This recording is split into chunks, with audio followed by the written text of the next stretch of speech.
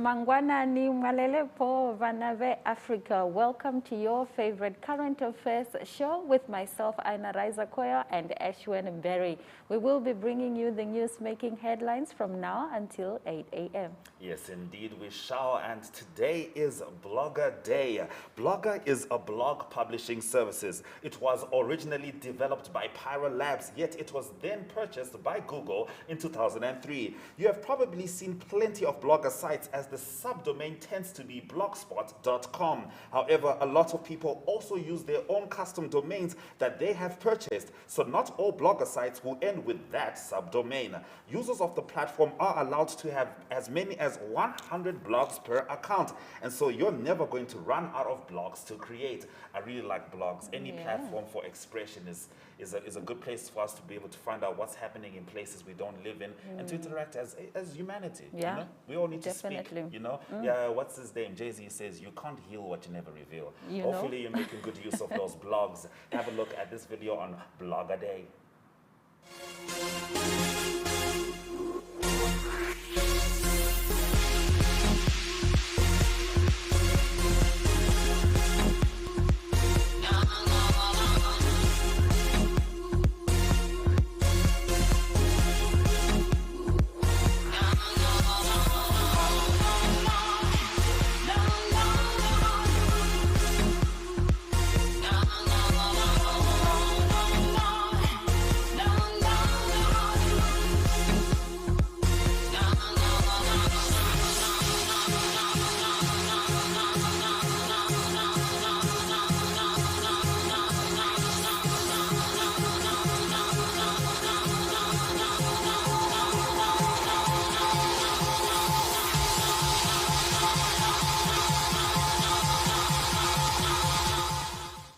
Welcome back to Africa. Good morning. And here are the news making headlines.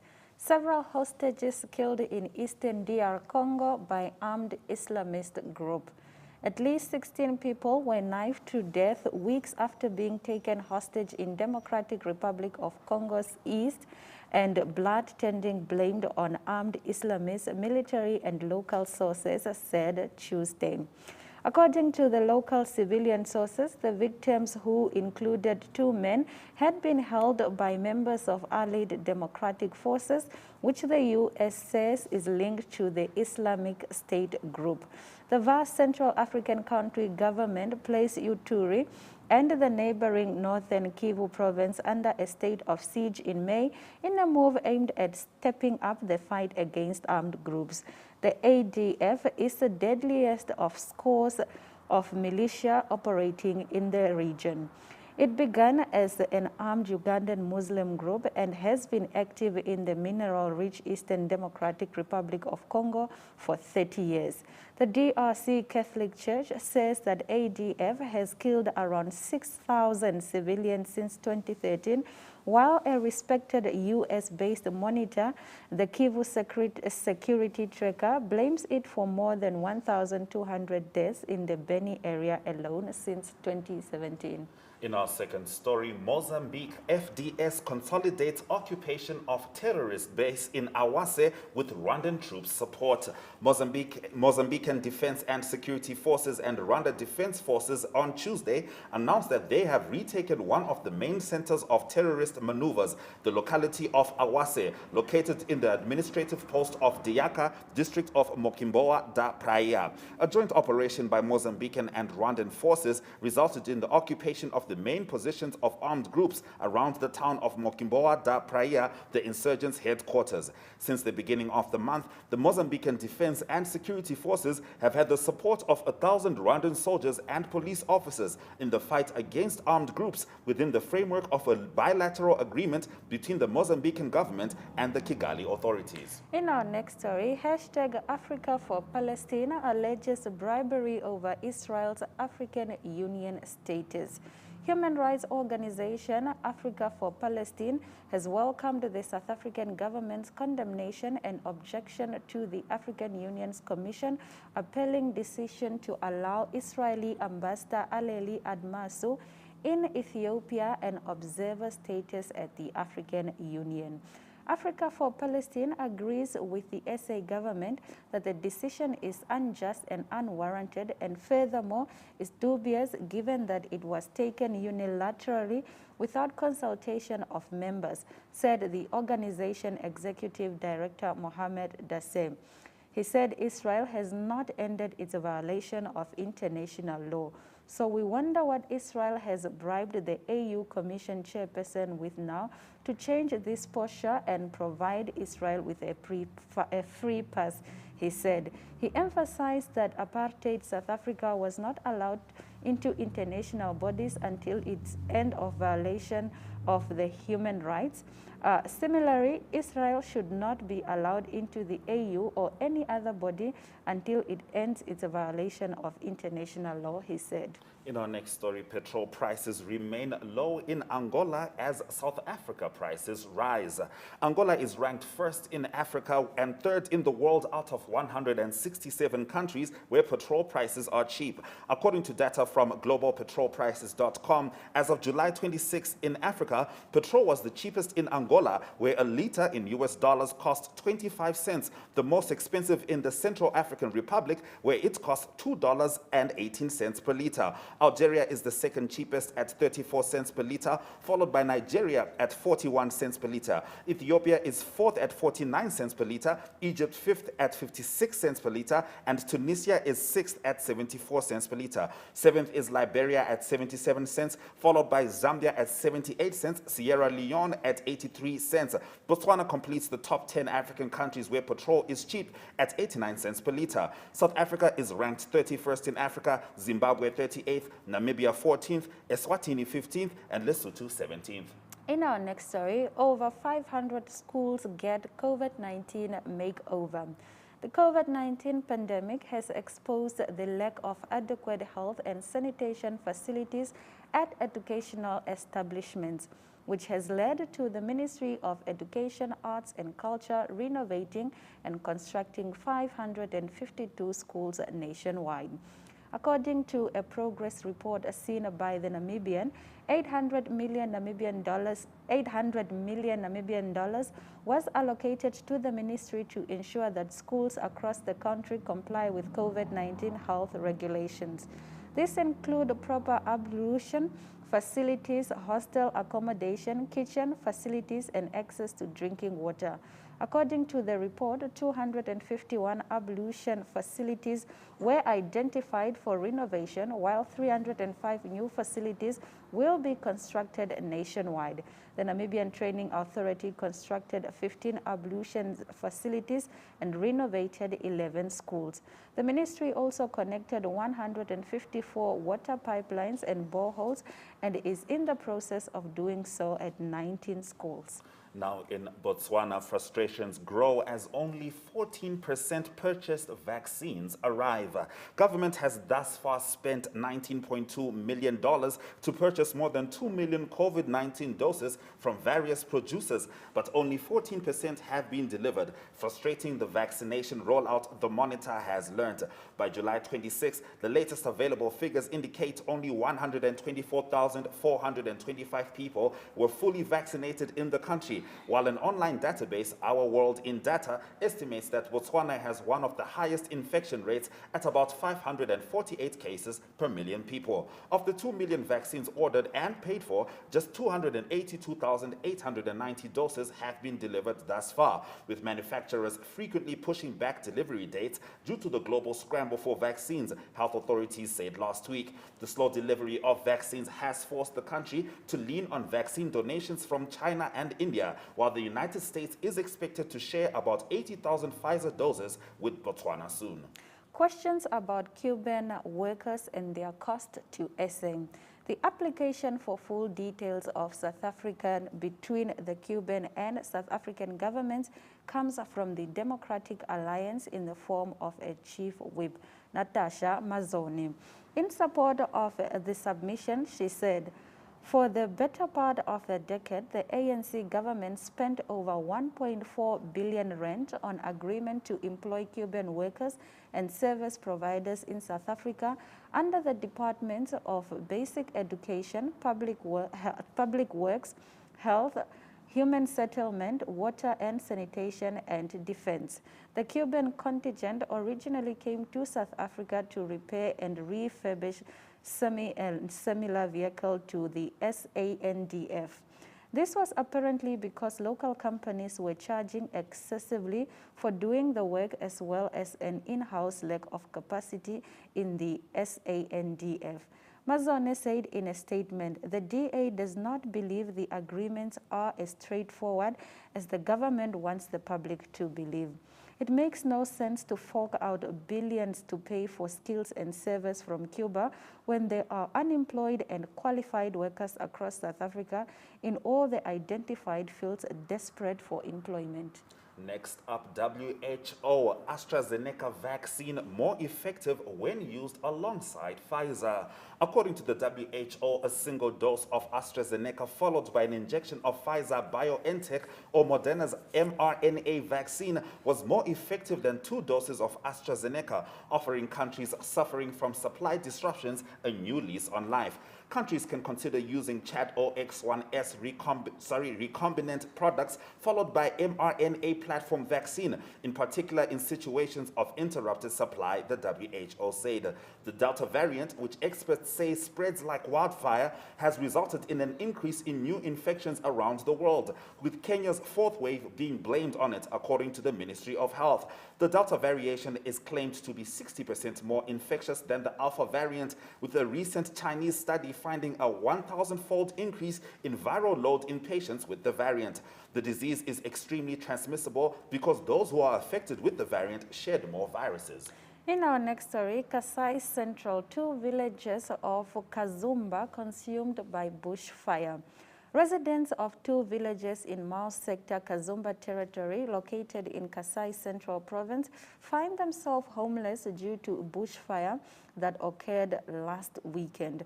According to Radio Kapi, local sources reported that a child searching for mice started a bushfire, and the fire spread to houses, and the fire consumed Kakamba and Kapumba villages in the Tambue located in the territory of Kazumba. Jan Mary Lusumba, administrator of the territory, said that the families have lost all their properties and are currently without shelter. To this end, the population has launched a cry of alarm to the provincial government and to the men of goodwill to come to their aid. An inspection visit was carried out by humanitarian workers on the ground on Monday to assess the situation and the damage caused by this fire.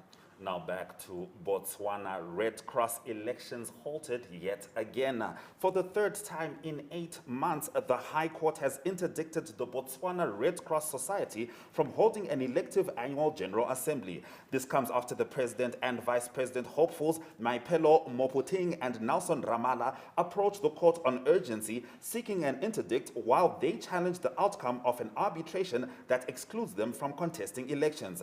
The arbitrators concluded that Moputeng is not qualified to run for the position of president because she did not meet the 2-year membership required as in the society's constitution. Regarding Ramala, it was stated that he is not qualified to run for elections as vice president of the society on the grounds of not being a member, as he failed to produce proof of membership. The duo then approached the High Court again, seeking an interdict of the elections while awaiting a review application. In our next story, Kenyan needy students offered to sell her kidney for secondary education. Marriott Aching, a partial orphan from Kapsingo slums within the outskirts of Kitale town, who scored 404 marks at Chototo Primary School, shocked many when she opted to sell one of her kidneys to finance her education for secondary school. The 15-year-old girl told K24 Digital that her mother, a hairdresser, cannot raise the St. Mary Girls High School fees.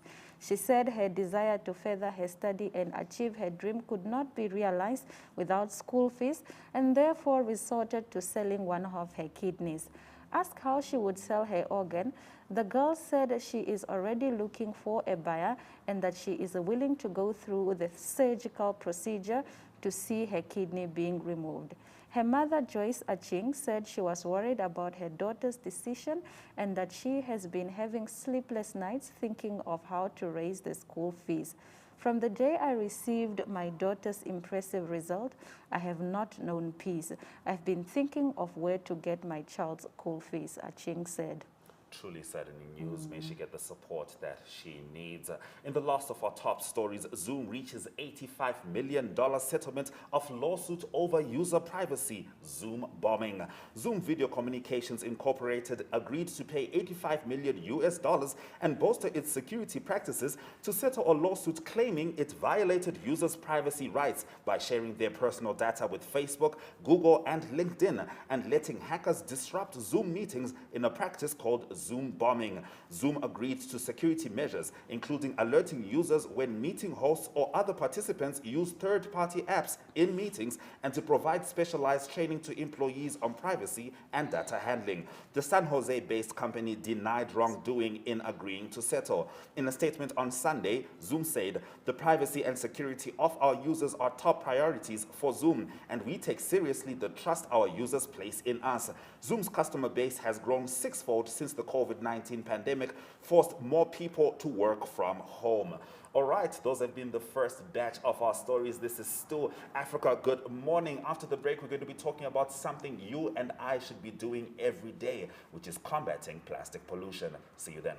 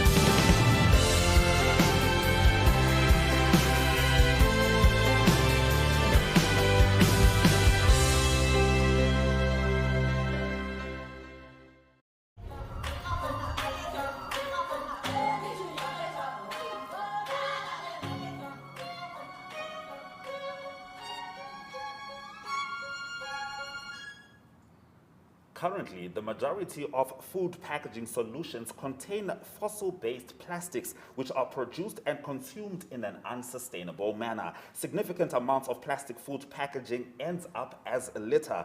Plastic litter results in high waste management costs, pollution of our land and marine environment. In this video, FAO highlights the importance of substituting fossil-based with sustainable, bio-based food packaging made of agriculture and wood residues. If these raw materials are sourced locally, it will also help improve farmers' livelihoods and enhance rural development. Have a look at this very important video.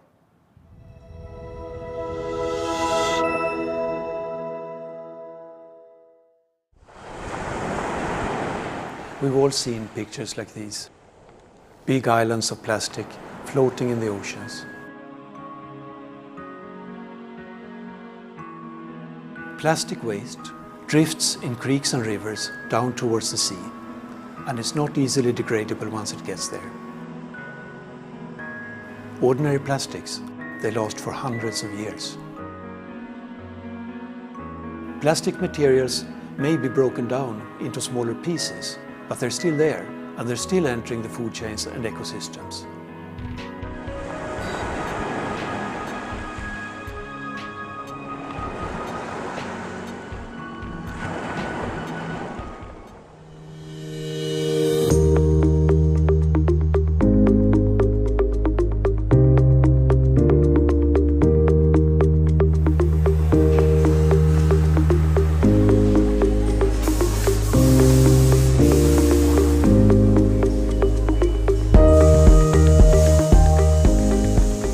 Paperfoam is a company working on packaging. There's a growing interest in sustainable packaging. We have factories in the US, in the Netherlands, as well as in Asia, in Malaysia and China. The raw materials for paper foam are starch and fibers, cellulose fibers, and we source them as locally as possible. It's a bio-based packaging, and the main topic in our company is the carbon footprint. It's the lowest carbon footprint you can achieve for packaging, and that's very helpful for companies who want to reduce their carbon dioxide emission.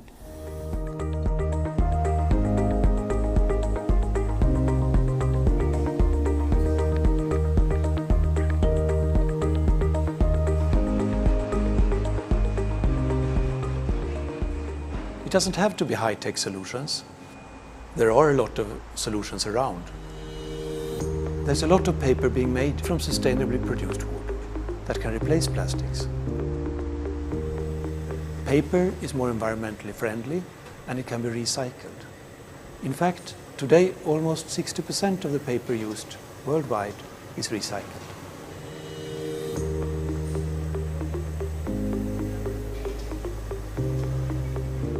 There is a lot of paper-based packaging out there. We can shop with paper bags. We can buy eggs in cartons made from recycled paper. So one way to solve it is for everybody to go about their daily business in just a slightly different way. But there are also really good initiatives where people have come together and taken action. And one good example is Corsica, where the local government has managed to encourage people to use alternatives to plastics.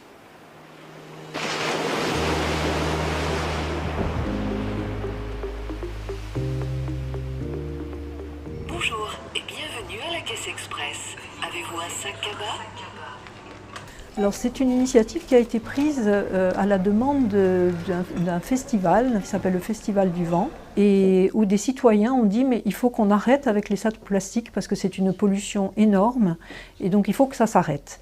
Et ça a été repris par l'Assemblée de Corse et ça a été repris surtout par la grande distribution, c'est-à-dire les commerces, les grands commerces qui ont organisé un référendum auquel 30 000 personnes, c'est-à-dire 10% de la Corse, a répondu pour dire si tout le monde était d'accord pour arrêter l'utilisation des sacs plastiques à la caisse des supermarchés.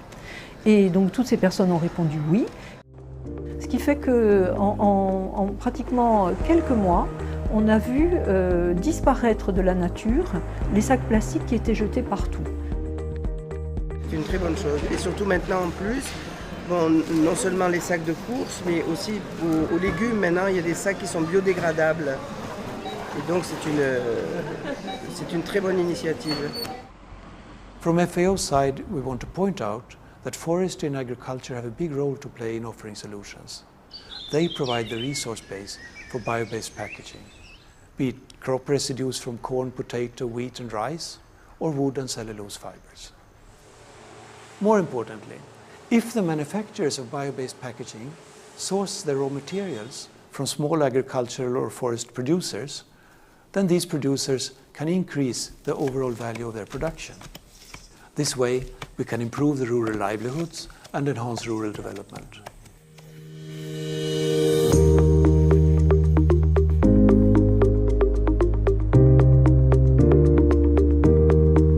We are also ready to support the development of standards that make it easier to market new bio-based packaging materials.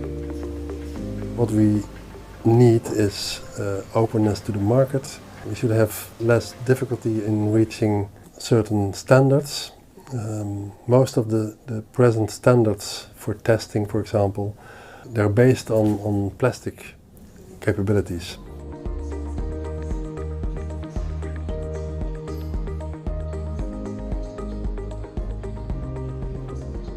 Et c'est ce consensus entre à la fois la population, les professionnels, les commerçants et le monde politique qui a fait que ça a été une réussite.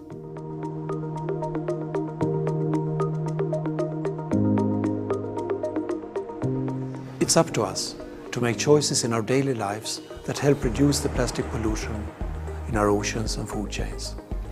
So let's choose sustainable bio-based packaging.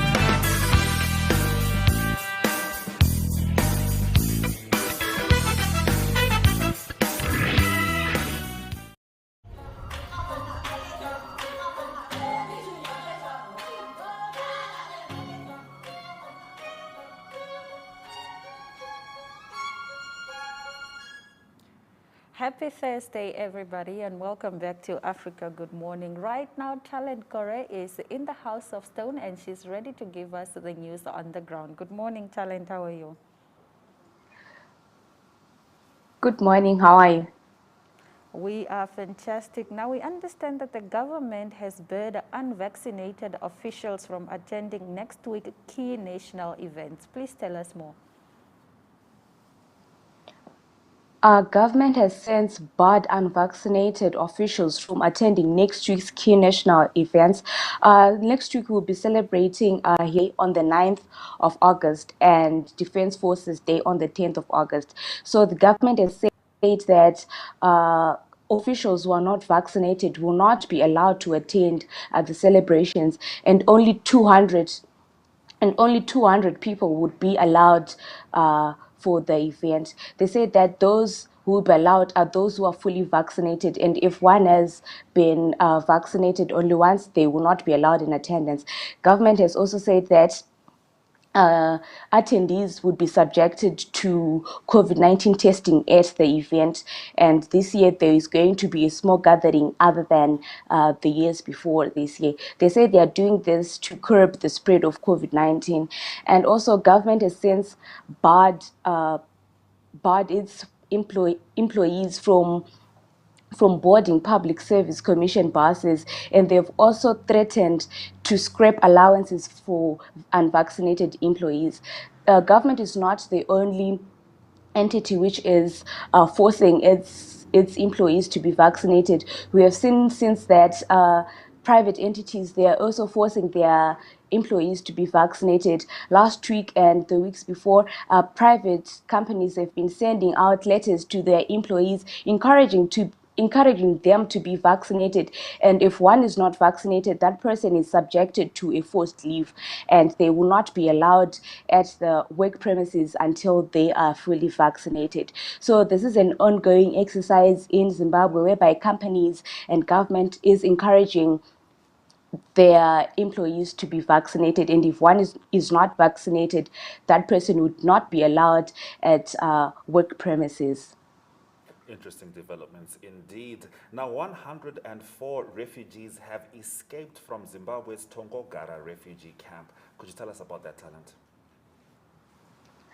Well, at least 100 Congolese migrants, including children, have been detained at Hillside Police Station in Bulawayo, whereby the police have said that they had escaped Tongogara refugee camp in Chipinge, and it is not clear how they managed to travel from Chipinge to Bulawayo, a distance of over 500 kilometers during the COVID-19 lockdown period when intercity travel has been banned. Sources say that the Congolese migrants were discovered at a Bulawayo house on Monday following a tip-off leading to their detention at Hillside Police Station, while alternative accommodation was being sought by the Social Welfare Department. The migrants were en route to Botswana. So they say that the migrants, they were traveling to Botswana for various reasons. We don't know the reasons behind their travel to Botswana. So Public Service, Labour and Social Welfare Minister Paul Mavima confirmed the detention and said that the ministry was launching an investigation to figure out how they managed to travel from Chipinge, which is about 500 kilometers, to Bulawayo. So they are going to be investigating the case, and at the moment they are still detained at Hillside Police Station, and the social immigration authorities, they are sorting for alternative accommodation for the immigrants.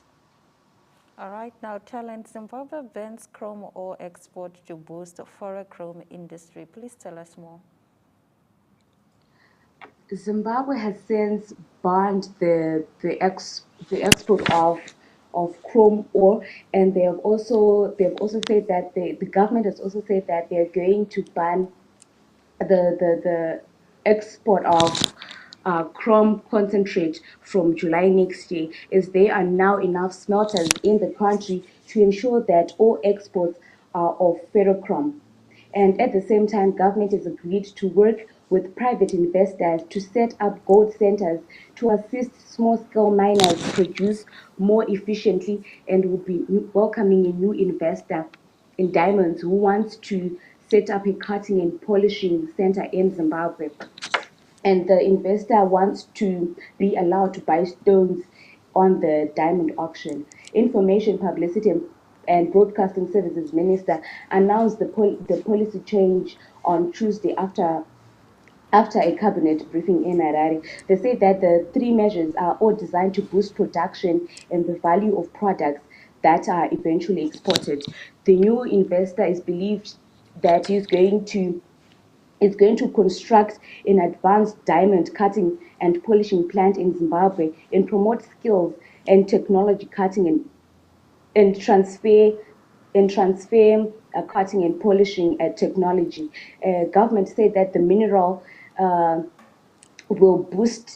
is expected to boost the vision of attaining a $12 million mining industry. Zimbabwe boasts a very large chrome industry after South Africa. It is the second largest after South Africa. So the government has said that they're going to be welcoming new investors into the chrome industry to help with the chrome business in Zimbabwe.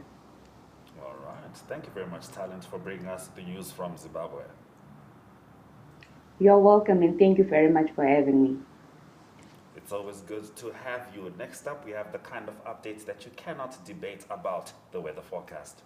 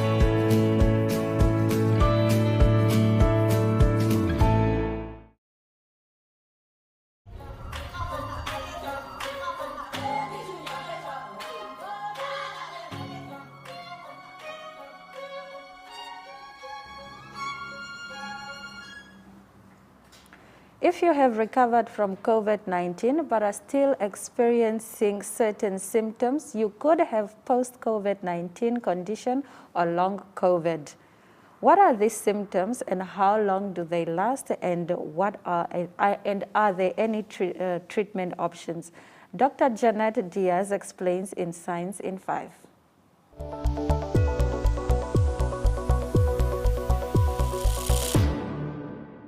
If you have recovered from COVID-19 but are still experiencing some symptoms, you could have what is known as post-COVID condition. This is also referred to as long COVID sometimes. Hello and welcome to Science in 5. I'm Vismita Gupta-Smith. We are talking to Dr. Janet Diaz today.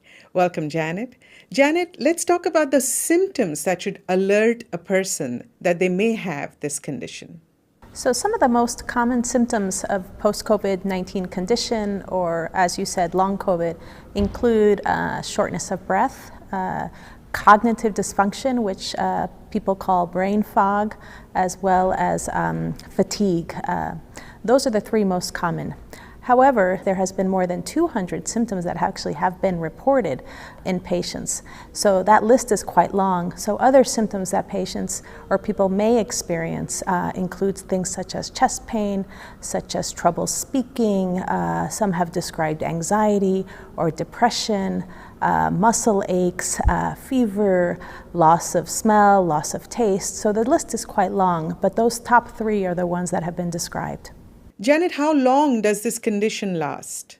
Our understanding of the duration or how long this condition lasts is still not completely clear. It has been described that the condition can last 3 months.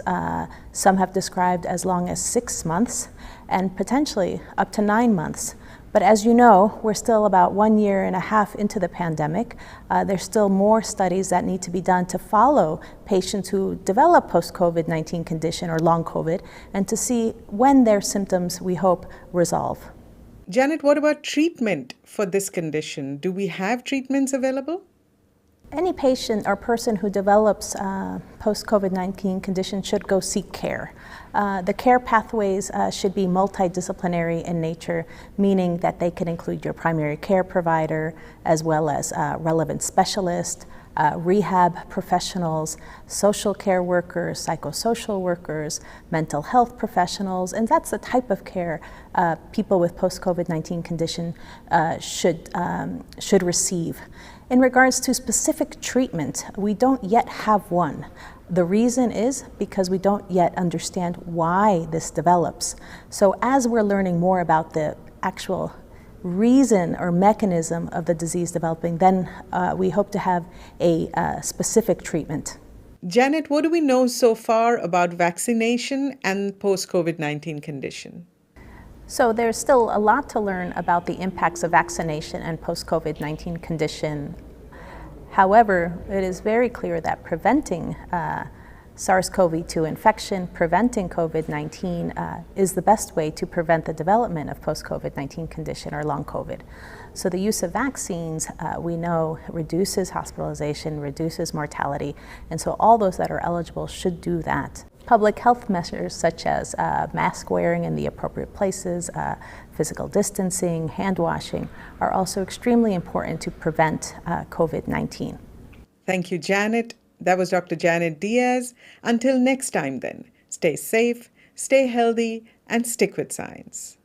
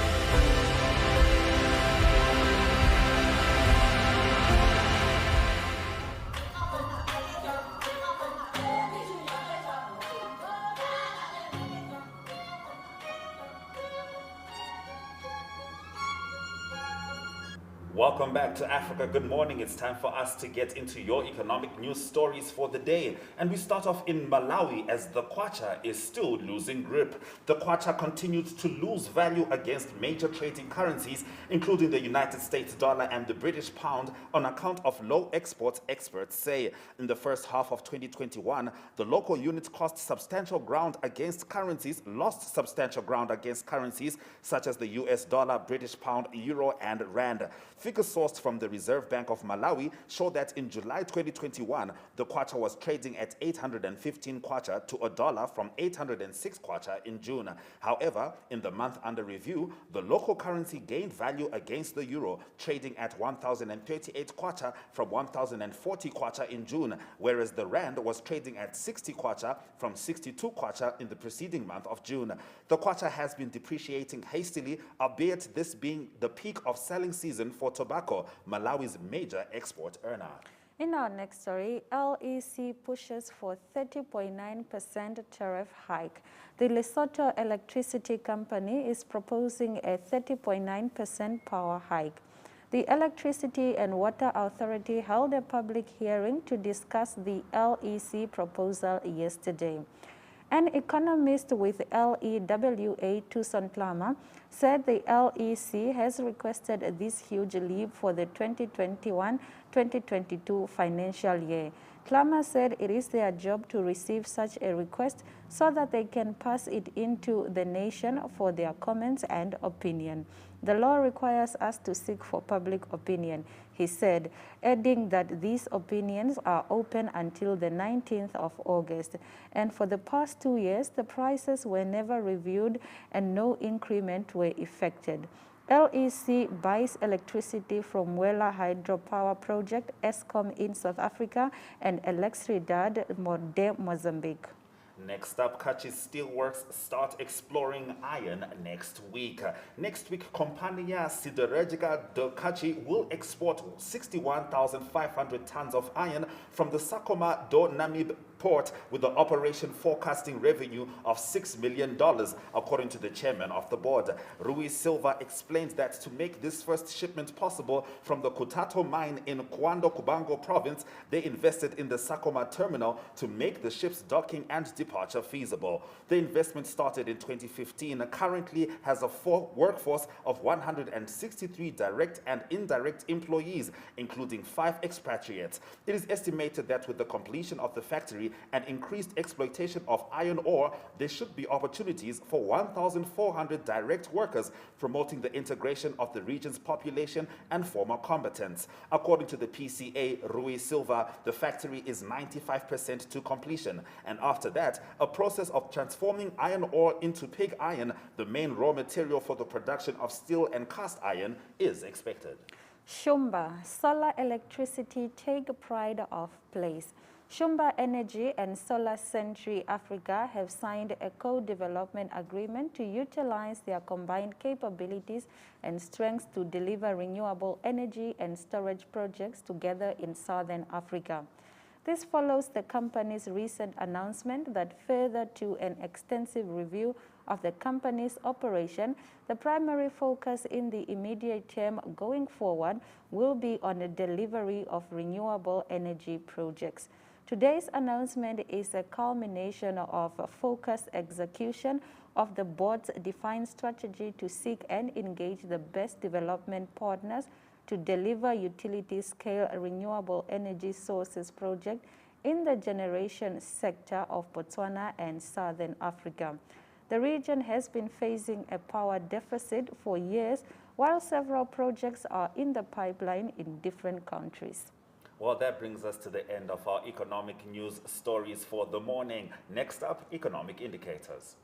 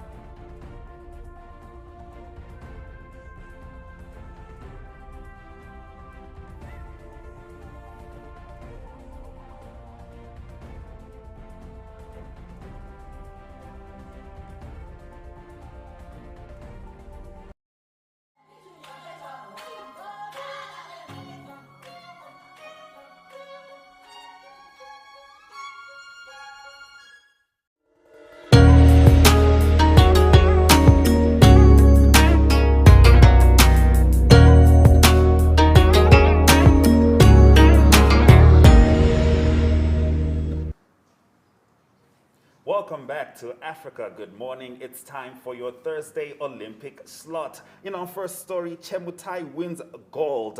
The 22-year-old clocked a time of 9:01.45 to finish over 3 seconds ahead of American silver medalist Courtney Fredericks, with Kenya's Hyven Kiyeng taking the bronze. I'm so happy and proud of myself. It was a good race. I enjoyed myself and I enjoyed the weather, Chemutai said, referring to the heat in Tokyo. Chemutai's triumph was only the third Olympic gold won by Uganda in any sport after John Akibua's 400-meter hurdles win in 1972 and Stephen Kiprotik's victory in the 2012 marathon. Next up, we're talking women's 400-meter hurdles. Sydney McLaughlin won gold and broke her own world record in the 400-meter hurdles Olympic final on Wednesday in what was one of the most thrilling track races so far in Tokyo. She set a new world record, finishing at 51.46 seconds, almost half a second faster than her previous world record.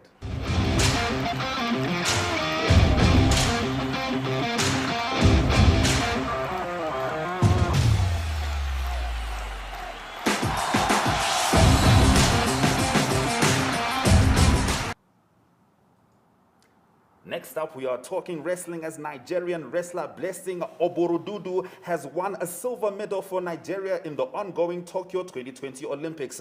Oborududu lost 4-1 to her opponent USA's Tamira Mensah-Stock in the final of the women's freestyle 68 kilograms. Oborududu is the first Nigerian wrestler ever to win a silver medal at the Games.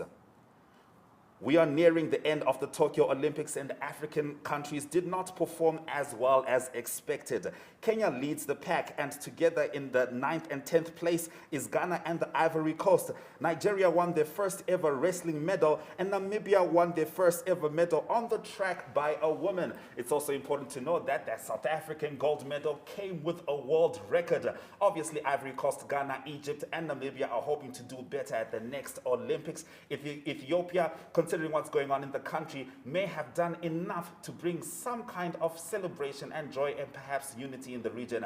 Africa hopes to perform very well in 4 years' time.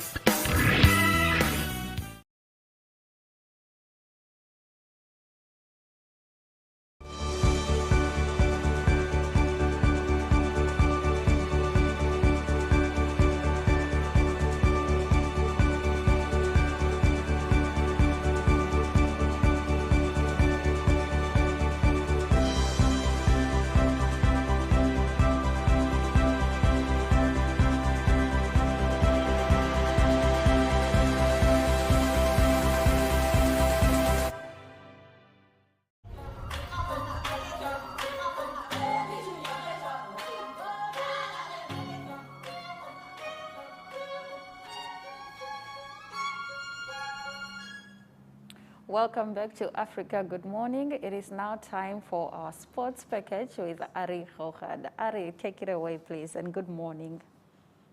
Yes, good morning, Anna. Very good morning. We'll talk about cricket and also golf and some football or soccer news.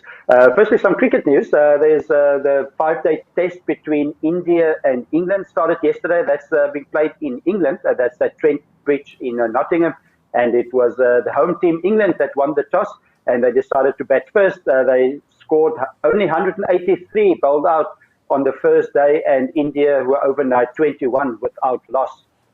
And another win for Bangladesh in the T20 series against Australia.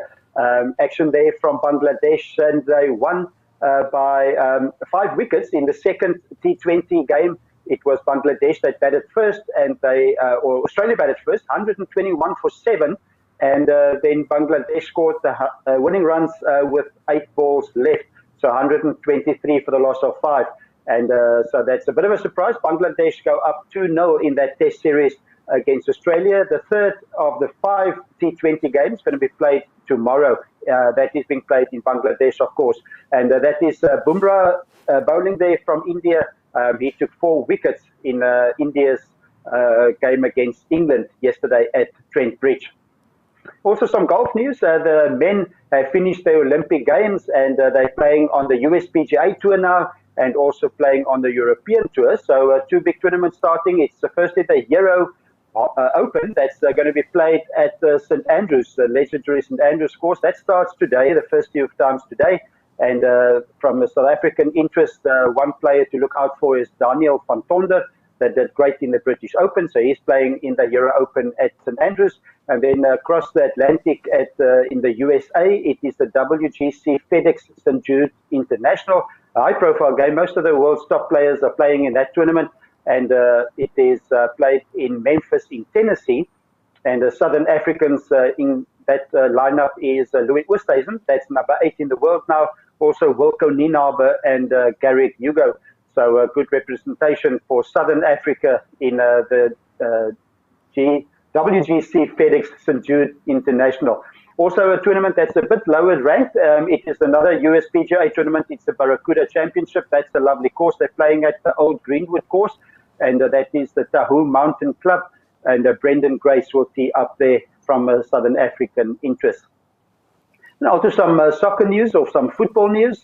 International news is that Louis van Gaal is, most people will know him as the coach of Manchester United quite recently. And Louis van Gaal there in his Netherlands tracksuit, he was appointed the coach, the new coach again of the Netherlands national team. And that's the third time actually that he's been elected to be the coach. He was coach from way back 2000 to 2002. And then also 2012 to 2014, he was the coach of the Netherlands. And now he's a coach again. And a big job to do, strong team, but they underperformed definitely in international tournaments recently. And then lastly, just a little bit of transfer news. It is the transfer season, and Inter Milan rejected the offer of Chelsea Soccer Club of England, for the services of the striker Romelu Lukaku. And Lukaku is, of course, Lukaku is the Belgium striker, a very high-profile player. He's currently playing for Inter Milan, and they rejected the offer of €85 million to sell Lukaku to Chelsea. And Lukaku did play for Chelsea way back in 2011 to 2014 when he was younger. He played for Chelsea and then also played for Man United 2017 to 2019, and currently playing at Inter Milan. So that's some of the football news. That's sporting news around the globe. Have a great Thursday, and we talk tomorrow again and preview some of the sports happening on the weekend. So have a great day. Bye-bye. Cheers, Larry. Looking forward to talking to you tomorrow. This is still Africa Good Morning. After the break, we'll be back with your headlines.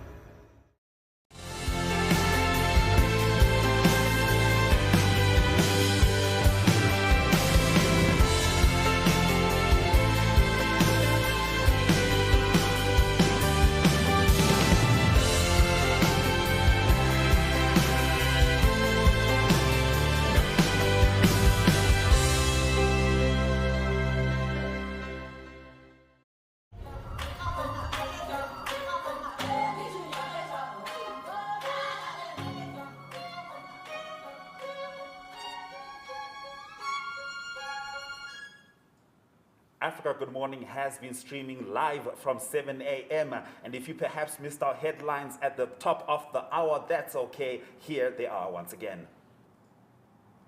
Several hostages killed in eastern DR Congo by armed Islamist group. Mozambique FDS consolidates occupation of terrorist base in Awase with Rwandan troops support. Hashtag Africa for Palestine alleges bribery over Israel's African Union status. Petrol prices remain low in Angola as South Africa prices rise. Kwacha still losing grip. The 22-year-old clocked a time of 9:01:45, finish over 3 seconds ahead of American silver medalist Courtney Frexh, with Kenyan's Ivan Kiyeng taking the bronze. We're talking about Chemutai. In cricket, today is day 2 of the first of 5-day tests between England and India in Nottingham, and Bangladesh hosts Australia in a T20 series in Mirpur. I certainly hope I said that right.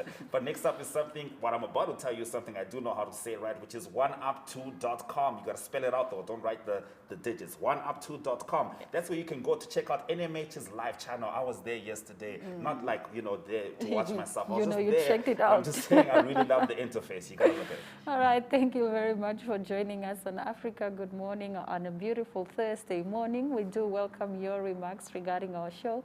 You can email them to us. Our email is agm_2centsworth@nmh.com.na.